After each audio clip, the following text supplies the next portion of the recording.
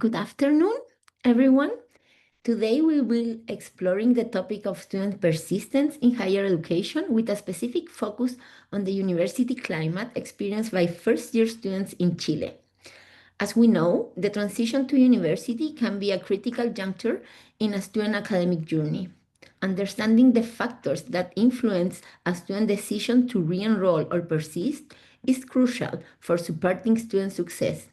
In these presentations, we will delve into insights gained from a study that examines first-year students' perception of the university climate and how these perceptions shape their plans to continue higher education. This research was made possible through the generous support of several organizations and individuals.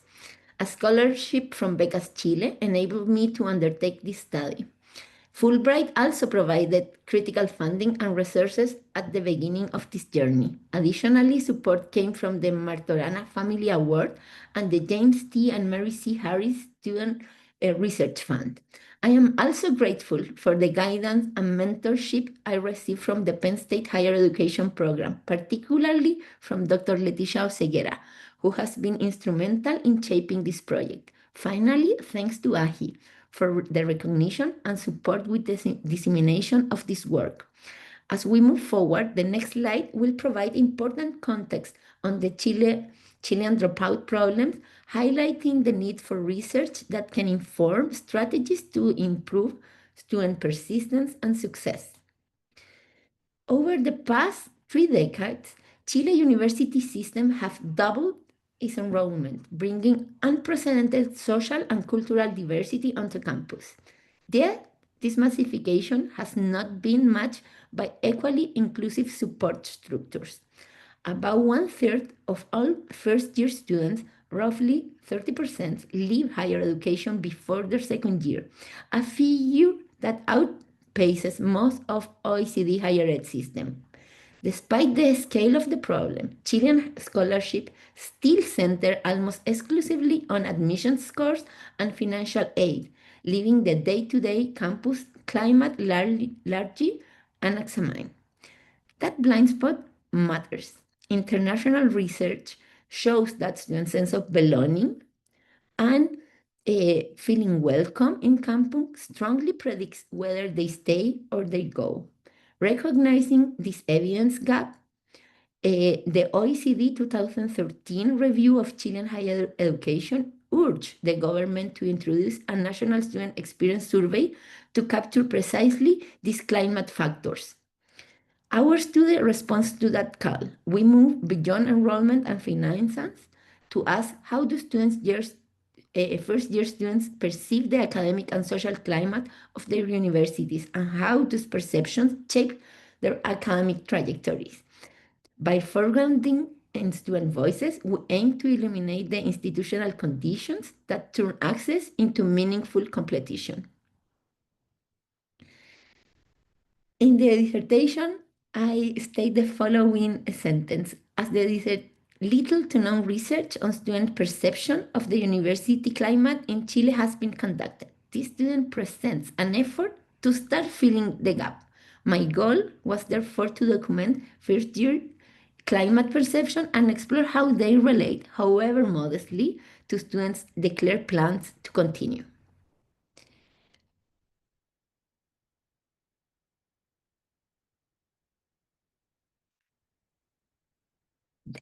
Give me a so.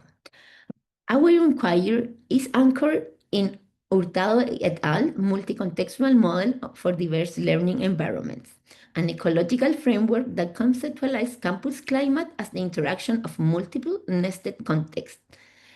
At its core are diverse students and their intersecting social identities, gender, ethnicity, class, sexual orientation, among others, because these identities shape how inclusion and exclusion are experienced.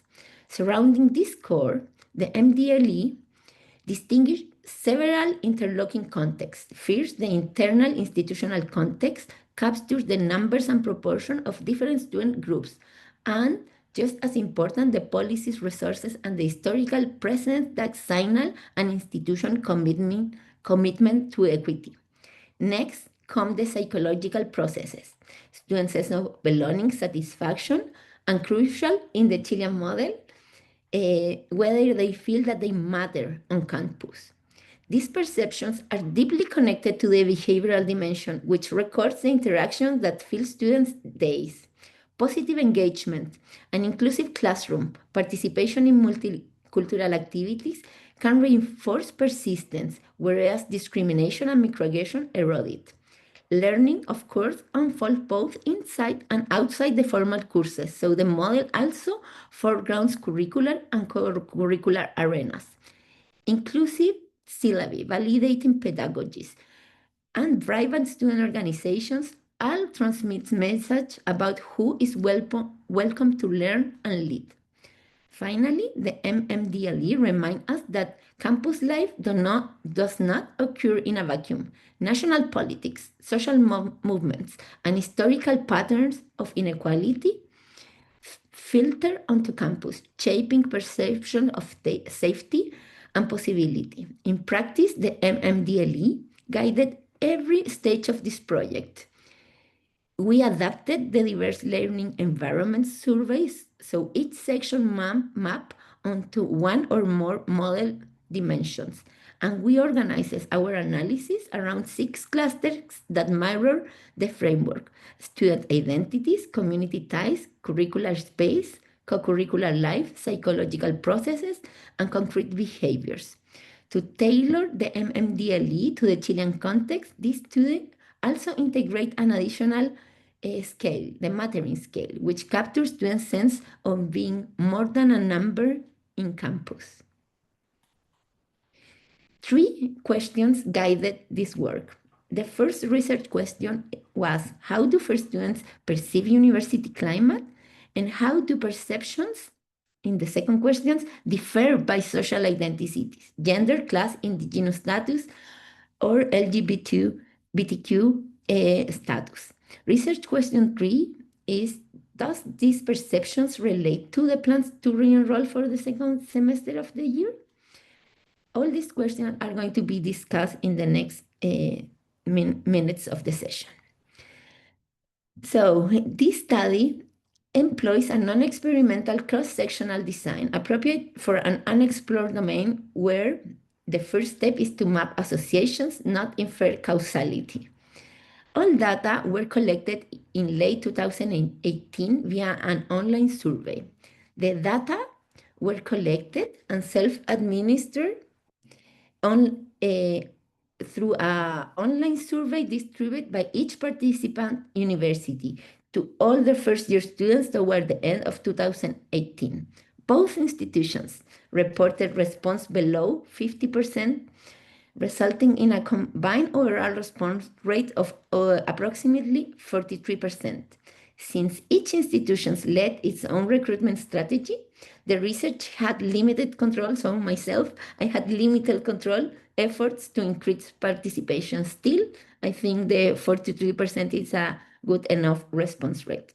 It's also important to note that the survey took place during a period of intense student mobilizations in Chile, particularly the 2018 feminist protest, which might have influenced the students' willingness to engage and share their perspective in the survey. A total of 2,300 students complete the survey. So I also want to say thank you to them because it took a lot of time for them to reply the survey. The final sample reflected considerably diversity in terms of gender and sexual orientation. Around 54% identify as women, 46% as men, and nearly 2% identify as transgender or non-binary. In addition, 17% responded identify as part of the LGBT community, and 9% self-identify as indigenous. To correct for potential non-response bias and better align in the sample with the broader population of first-year students at the participating institutions, survey weights were applied. These weights adjust the distribution of key demographic variables such as sex, indigenous group status to more closely match institutional enrollment figures.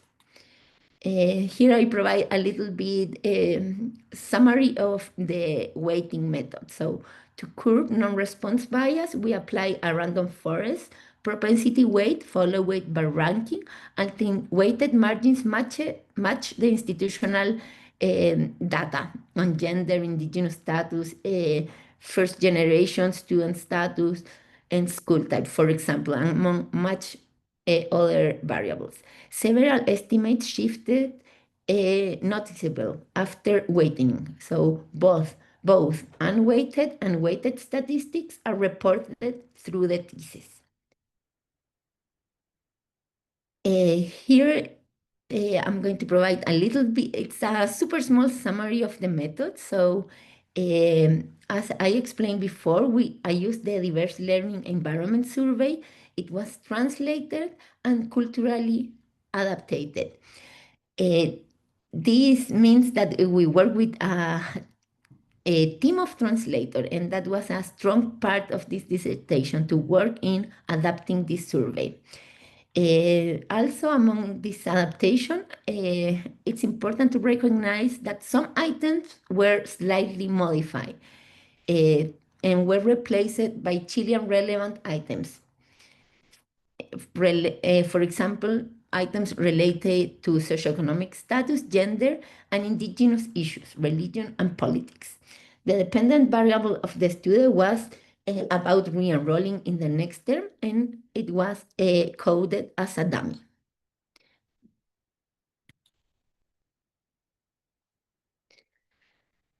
The analysis unfolded in three tiers: descriptive weighted frequencies and means, design adjust chi-square and Kurkas-Wallis test for subgroup contrast, and a structural equation model combining 11 Latin climate factors plus demographic and academic controls. The same outcome is in the binary persistent extension.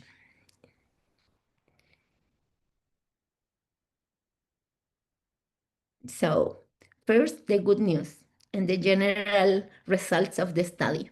The survey revealed a strong culture of retention at the participating institutions. 89% of the students reported planning to remain at the university for the following academic term. Many students also felt academically validated by their instructors. For instance, 52% indicated that they often or very often felt their contributions in class were valued, a key item in the academic validation scale. In terms of belonging, about 40% agreed that they felt a sense of connection to their campus, compared to around only the 10% who disagree, suggesting meaningful identification with their university community. Yet challenges persist. At the same time, negative aspects of campus climate were also present. A notable share of students reported exposure to discrimination or harassment. For example, 19% say they had occasionally or sometimes heard classist comments from their fellow students, and a similar proportion witnesses offensive images or acts in the same frequency. Perception of institutional commitment to diversity were moderately positive overall. On average, students tended to agree that their university values diversity and foster appreciation of differences, although 16% disagree with at least one of the items reflecting that commitment. More severe incidences, such as physical threats or assault, were rare, affecting fewer than 5% of students over the year. However, verbal microaggressions were far more common. Nearly 30% of the students reported hearing disparaging remarks related to gender or socioeconomic backgrounds from peer staff or faculty with some frequency. In summary, these findings reflect an incoming student population that is largely satisfied with their initial university experience and express a high intent to persist. Yet, these overall positive pictures coexist with pockets of exclusion and bias, particularly in the form of subtle, everyday microaggressions.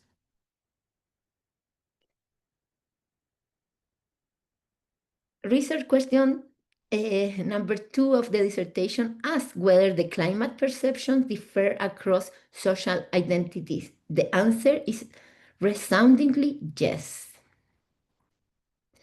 The analysis revealed notable disparities in how students from different social backgrounds experience campus climate. In particular, students from working class or low-income backgrounds report on average lower levels of academic validation from faculty and a weaker sense of mattering, that is, feeling important or valued in campus and within the institution.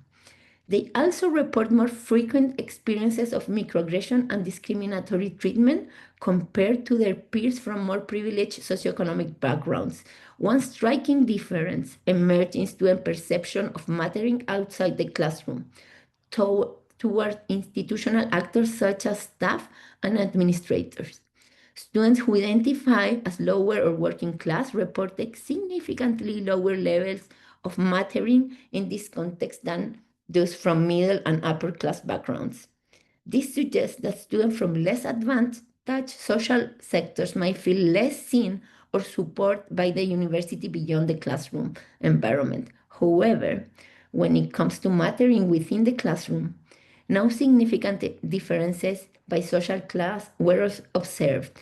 Students across all class groups report similar levels of feeling value in class, indicating that classroom dynamics might offer a more equalizing experience.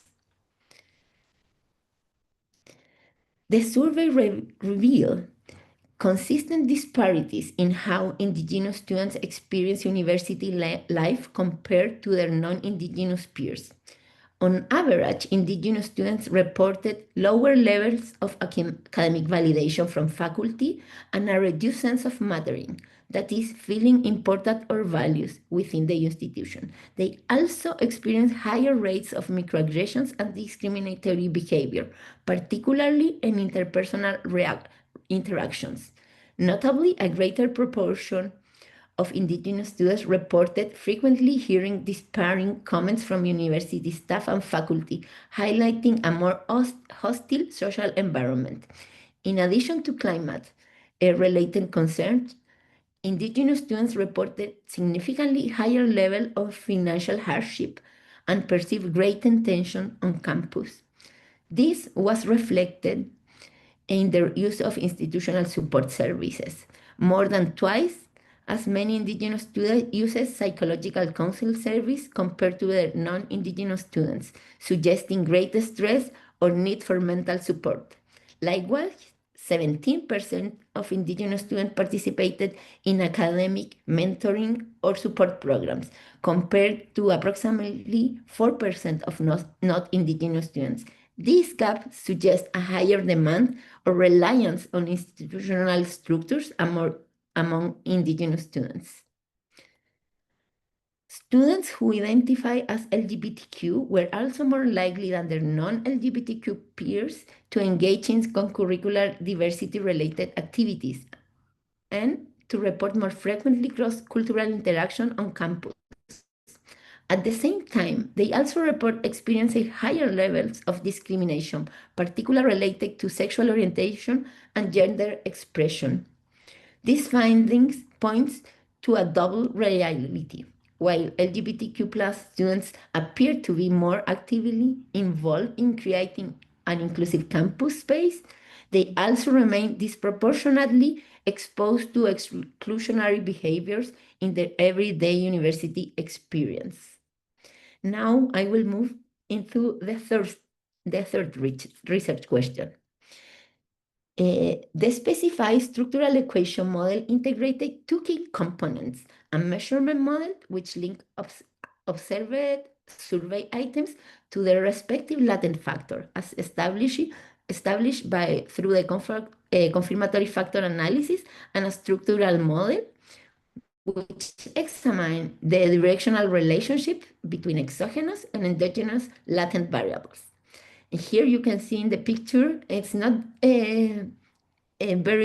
it's not a good picture, but here you can see all of the endogenous climate factors that were used in the same model.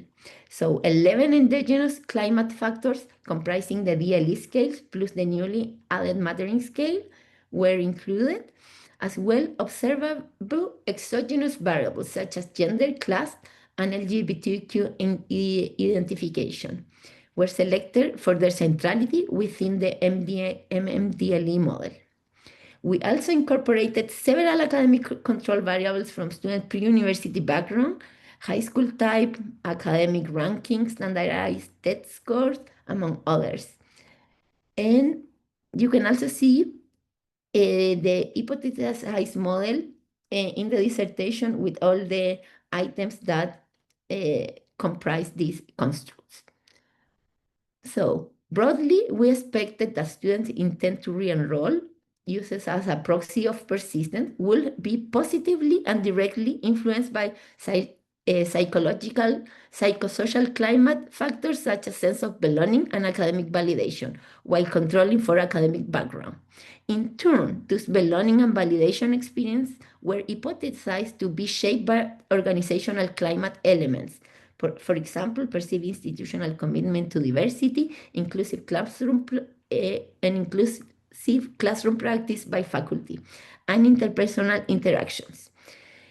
Tree-mediated effects were also tested. For instance, we hypothesized that the experience of discrimination might undermine perception of institutional commitment by negatively affecting how students perceive their classroom climate.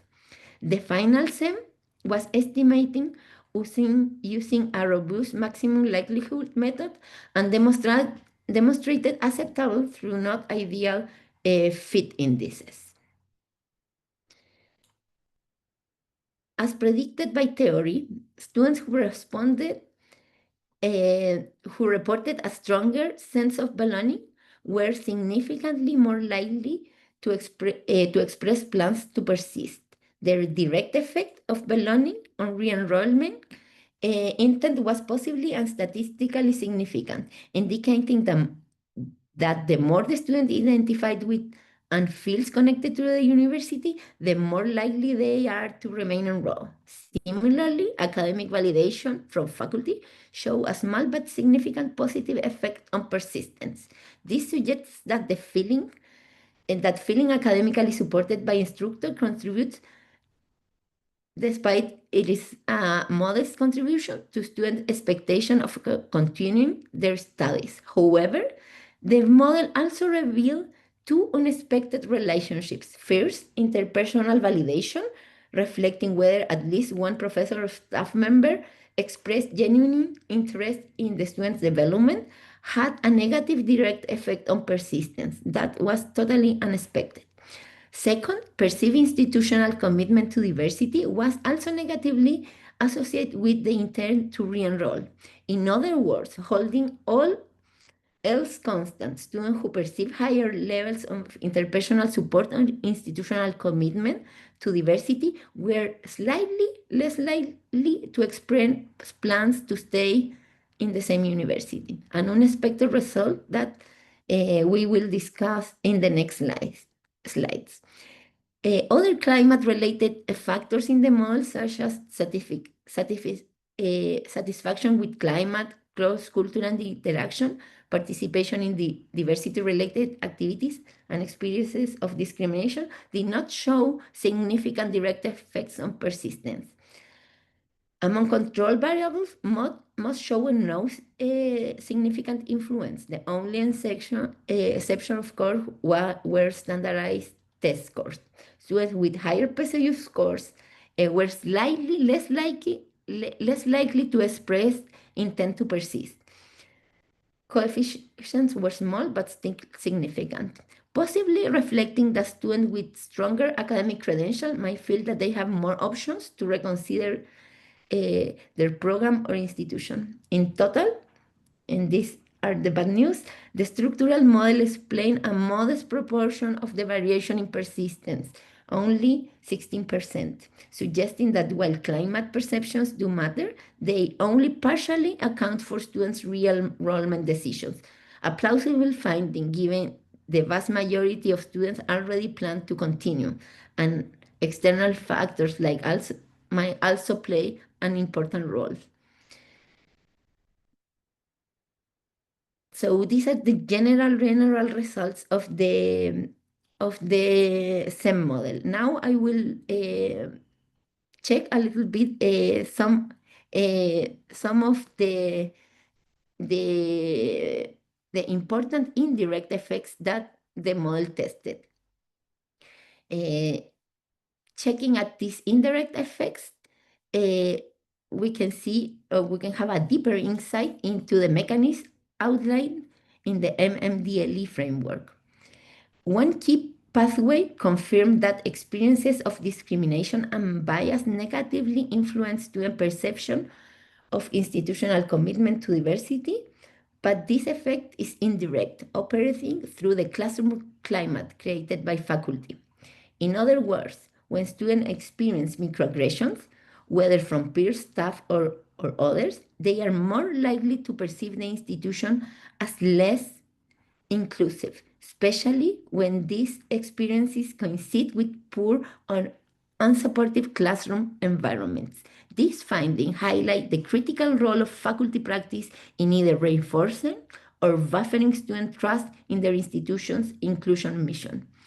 Creating respectful and affirming classroom might help mitigate the harm caused by discriminatory experiences beyond the classroom.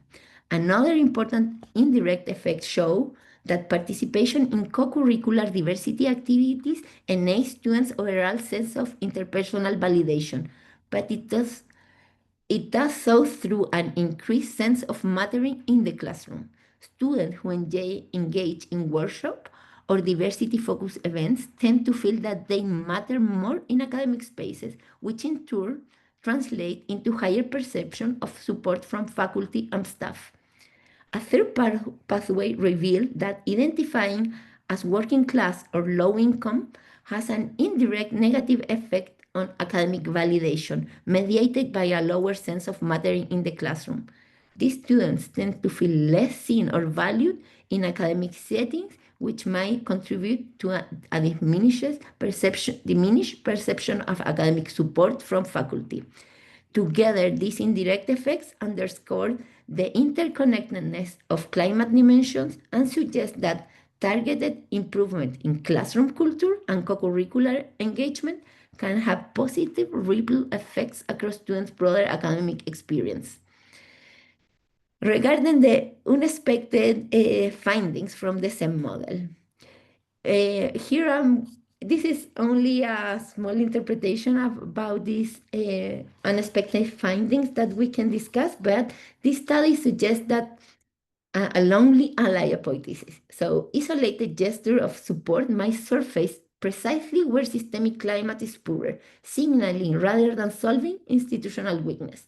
This implies that individual efforts to assist marginalized students might be insufficient without addressing broader organizational issues that undermine sense of belonging and inclusion.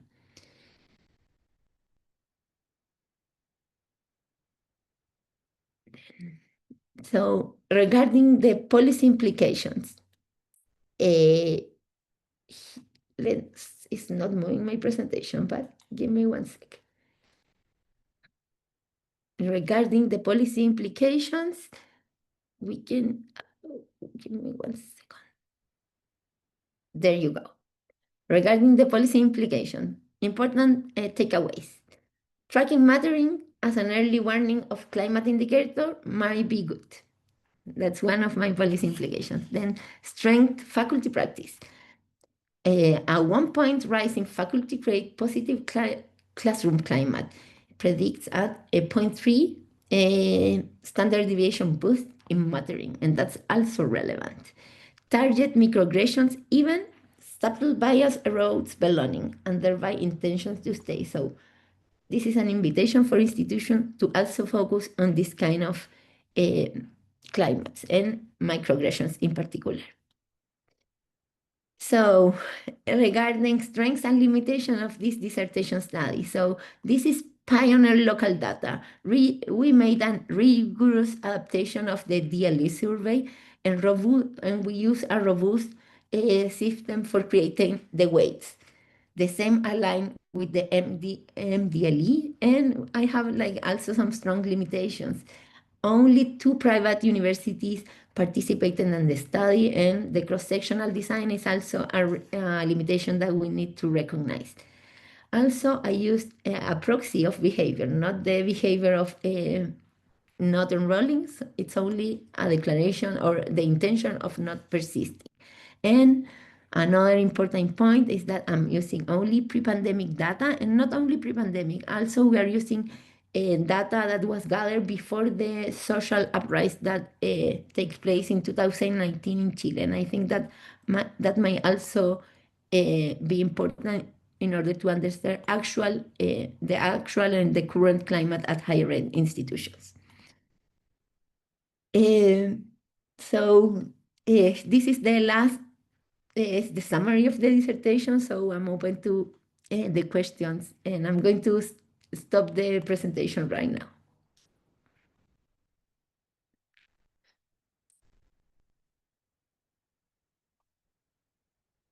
And in order to open discussion. And we did receive one question in the chat asking whether or not you would be willing to share your slides with the attendees. And yeah. Yes, for sure. So I will send the slides to you, Kayla, so we can share them, or I can send through the chat. Yeah, and if you email the slides to me, I would be happy to email them to those that have registered. You can also drop them in the chat too for those that are here now. There you go. I'm sending through the chat, so if people want to download, but they have the notes, so be careful. And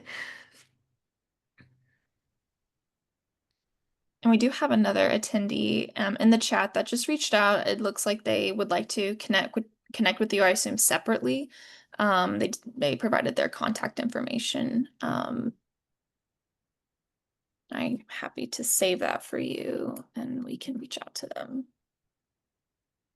Oh, nice. So yes, I'm taking the notes. So thank you for the notes.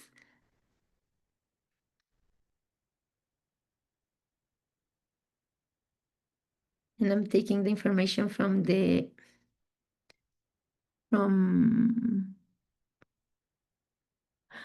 Wanda, I think. So I'm taking that info. I will reach out. Perfect. And if anyone would like to, I don't think it might be taking a while for the PowerPoint slides to upload to the chat. That might be why you're not seeing it, Christina. Yes, it's still.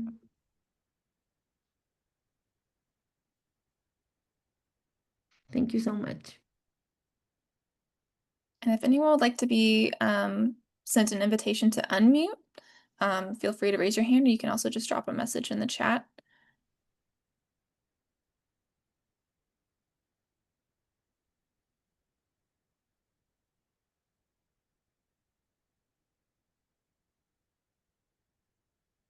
Perfect. And it looks like it just uploaded to the chat. So for those that would like to look at the slides, please use that.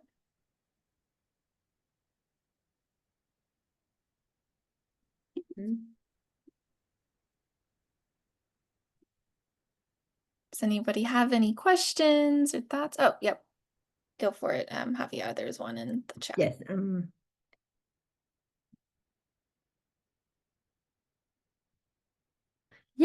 Yes, it is. So the dissertation is in the webpage of Penn State. I can share also the link. So and also the file. So I will send that to you, to Kayla, so she can also share the dissertation. Now, thanks for the interest.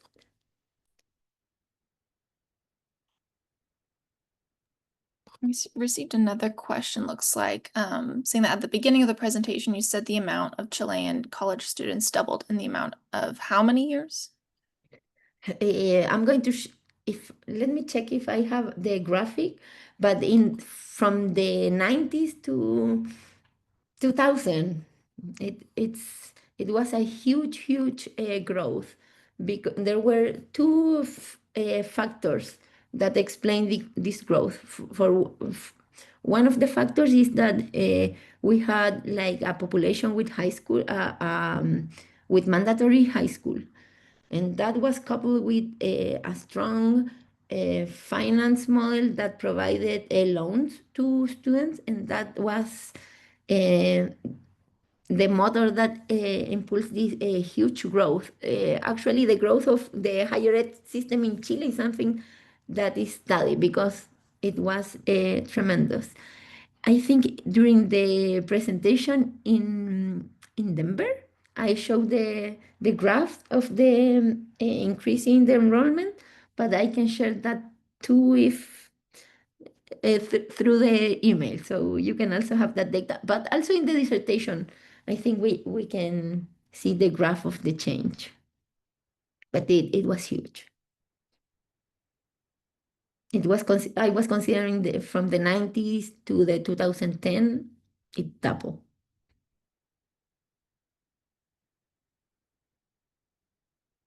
And looks like we received a question in the Q&A. Somebody asked, is the Ah, university in Chile free?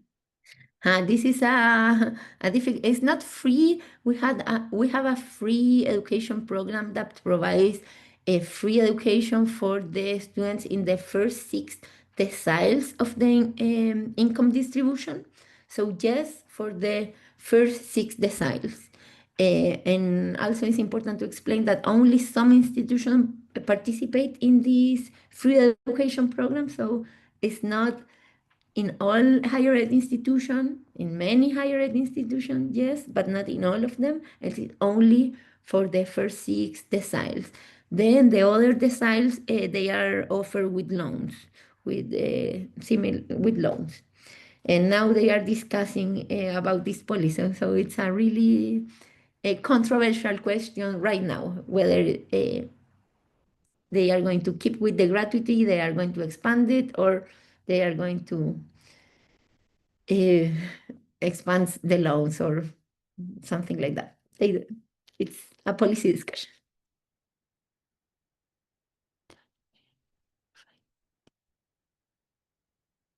So regarding, I saw this question, the process for finding or developing my research tools, particularly developing the research tool was a super long process. I only provide one line in the presentation about how this process was, but it took me almost a year to work in the adaptation of the survey. I work not only with a team of translators in adapting the survey, I work also with people specialists in linguistics with a strong tie and background with higher education. I work with a group of educational scholars in Chile who revised the translations. I also work with uh, two groups of students that were bilingual to check also the adaptation. So it was a super long and complex process, which I'm really proud of for the collaboration because it was also really interdisciplinary. So that was some of the step of the process, and in the dissertation there are more details about the process, but it was a really long and iterative process because we work also with the institutional research offices of the university to also incorporate their recommendations for the instrument.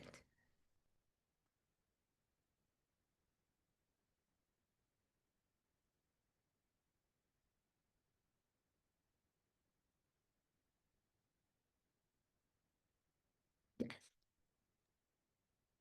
Any other questions?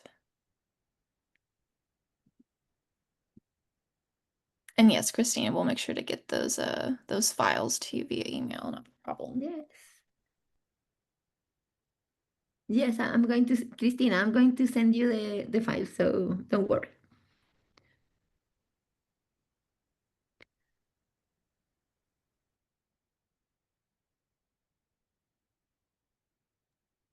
And looks like Christina also asked, did you adapt an existing survey tool? Yes, it was an existing survey. The DLE survey, it's an instrument from the Harry, from the UCLA group. So it's online, you can check it, and I adapted it for the Chilean context. It's I'm going to survey. And I can also share the link of the survey once through the email, but it's in the UCLA SERP webpage.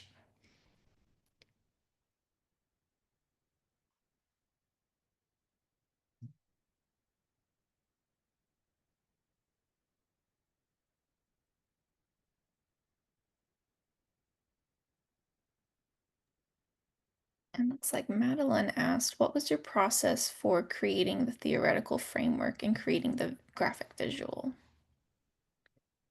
I used the MMDLE, which is a well-established framework.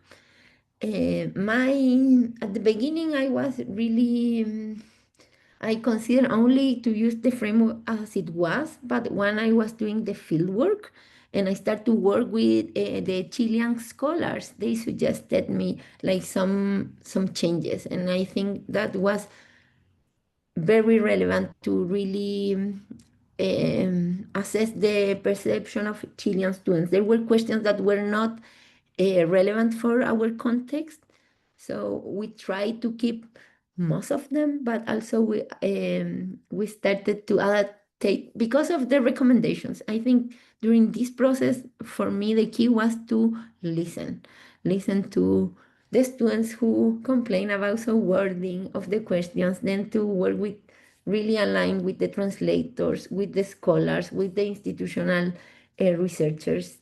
All of them provide feedback. So that's how the final adapted tool came from this project, only with a lot of collaboration.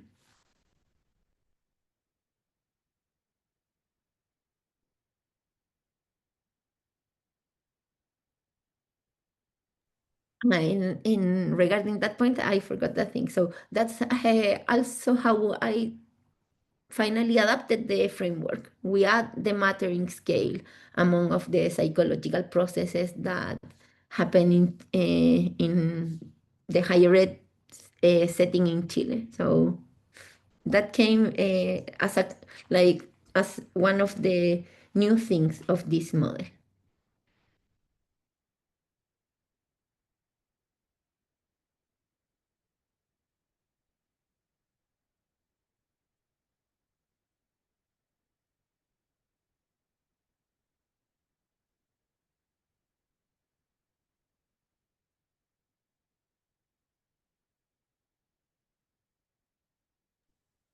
And looks like Christina asked, how long was your full program in research? Like how many years?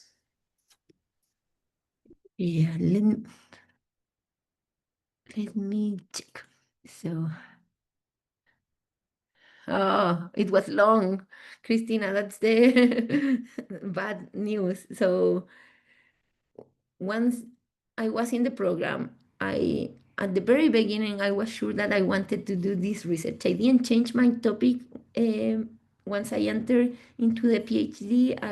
I keep my topic during most of the years, and I got some warnings. People told me if you are going to collect your data, it's going to take at least 1 year longer, and it took 1 year longer.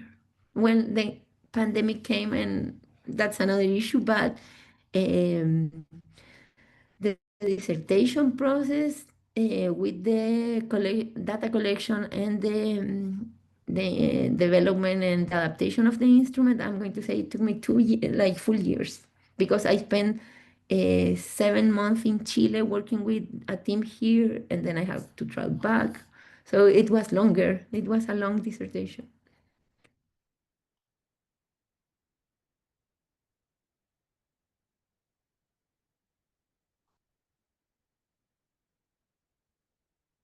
So finally, it was like 6 years.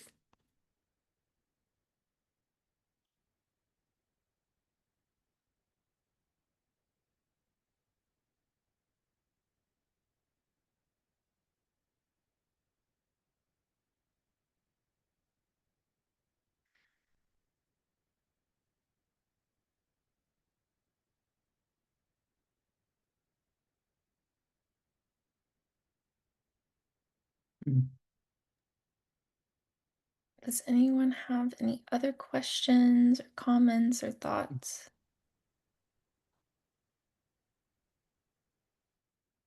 All right. Well, if not, then thank you everyone so much for your participation, and a huge thank you to Dr. De los Rios Escobar for sharing your research and knowledge and insights with us. And a huge congratulations again for receiving AAHHE's first place Outstanding Dissertation Award. I wish everyone a wonderful afternoon or wherever you are, evening and weekend, and we look forward to being with you on a future AAHHE program. All right. Thank you, everyone. Bye. Thanks.